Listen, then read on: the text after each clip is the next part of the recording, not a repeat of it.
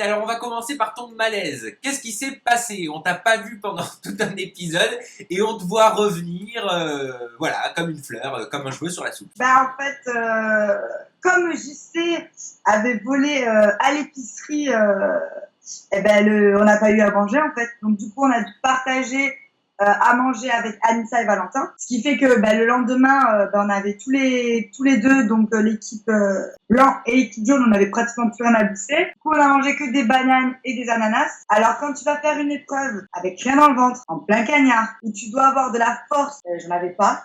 Franchement, moi j'ai fermé les yeux pour me concentrer parce que j'étais vraiment, j'étais au bout de mes forces en fait, donc j'ai donné tout ce que j'ai pu. Et en fait, j'ai vu des étoiles et. Mais quelle idée! Alors pour Jean-Christophe d'aller voler quand même de la nourriture dans l'épicerie, il se doutait quand même qu'il allait avoir des conséquences. Je pense pas qu'il pensait à mal, tu vois, je pense qu'il voulait plutôt rigoler avec le mec de l'épicerie, mais sauf que, en fait, le mec de l'épicerie, il était pas content, donc du coup, il nous a dit dégagez.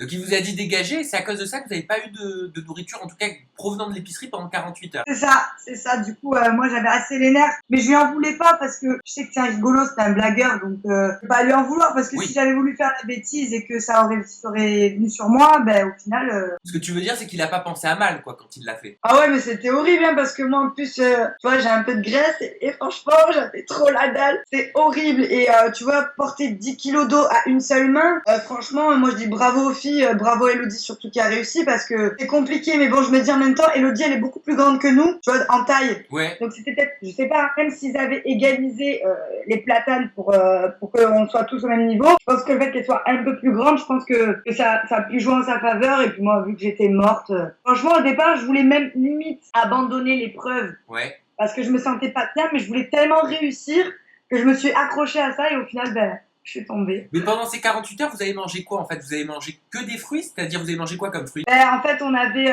de l'ananas, des bananes. Bon, après, genre de trucs de papaye, mais c'était vraiment dégueulasse. Donc, moi, j'ai pas mangé ça. J'ai mangé que les bananes et les ananas. Et en fait, moi, j'ai été malade aussi sur l'île, en fait. Bah oui, parce que j'allais te dire, moi, pour avoir déjà suivi alors je ne le conseille pas, mais pour avoir déjà suivi un régime fruits, qu'à base de fruits, je peux te dire que les toilettes, tu leur rends visite régulièrement. Voilà. En fait, j'ai failli partir à cause de ça déjà à la base. Parce qu'en fait, j'ai fait un malaise hors caméra aussi. En fait, je n'étais pas au courant que l'ananas est un accélérateur de transit. Mais oui, c'est plein de fibres. Et les bananes sont pleines de fibres aussi. Donc, du coup, bon, je vais pas raconter à tout le monde que j'ai eu une jolie tourista. Hein.